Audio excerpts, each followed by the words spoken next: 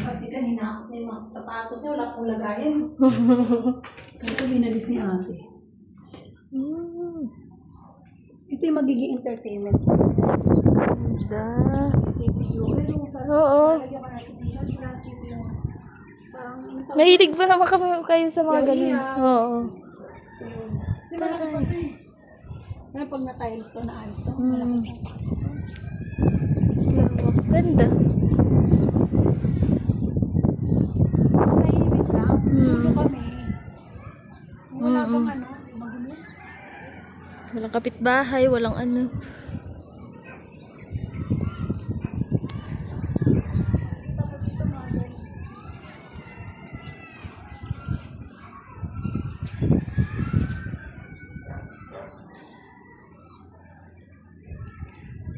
Makikita mo ang ganyan, puro katulong ng bitbit aso. Araw-araw